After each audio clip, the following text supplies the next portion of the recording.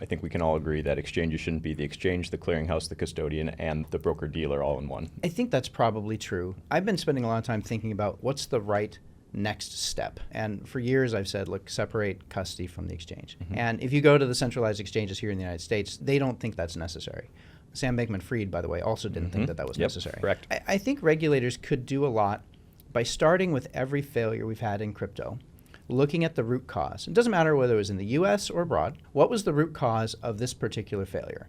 And how would you address that? What could we do that would make it so that the new system would be immune from that? So you can go down to Mt. Gox, right? And in that case, they started losing money, and it's unclear whether they even knew they were initially losing money. There was a little bit of hacking, a little bit of bad accounting, but they were insolvent and nobody knew. So in that example, if you had just had somebody counting the money separate from the exchange, I think actually that would have caught it. If you had BitGo and Mt. Gox thinks it's got 50 million, and we're like, no, you only got 45 million. Could have caught it a lot earlier.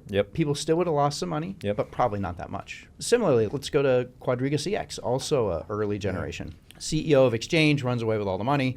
Nobody knows yet, and he like disappears in weird circumstances. Now, people sometimes say the same thing could happen at the custodian. Fair question, like how do you make that not happen?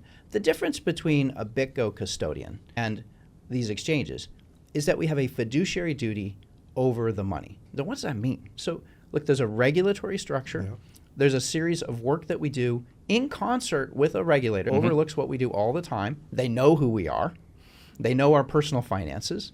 They know exactly how we stand. It's true that you could still potentially imagine a failure where a custodian somehow, like the CEO, runs off with the money. It's a lot different because you're fully on board and working with the regulator all the time. You're going to go to jail. They're going to find you quickly. There's also redundant checks and controls. So for instance, and I love to tell this on podcasts because there are physical threats, I have no access to the money. You try to do anything to me, like I have no access to the keys. Like I can't, even if I wanted to. Even if you kidnap me and 10 of the top ranking people at BitGo, you still can't. All right, we got to cancel the plan. I was going to say, the second half of this is changing, I believe market structure separating exchange from custody would go a long way. And if you line it up against hack after hack, you will find it almost always would have mitigated, if not completely eliminated, the failure.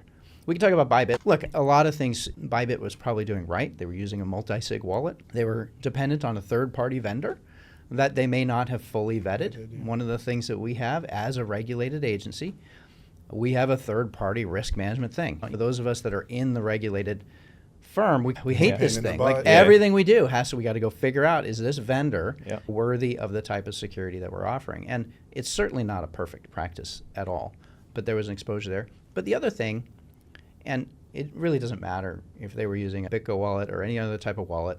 One of the things that we do is we don't put 1.5 billion in a single wallet. We just don't do it. So if you had a policy that would cap it at, say, 100 million, they could have saved 1.4 billion in this particular incarnation of the hack. Other things about the smart contract being changeable via the same signing keys that signed a transaction. There's a lot of security points you could make at that one. But again, I think that if you had hired a custodian that's focused on this, they could have done better. Now, why didn't they? And I think that probably roots in a lot of it's really hard to build trust. Who's got a big balance sheet?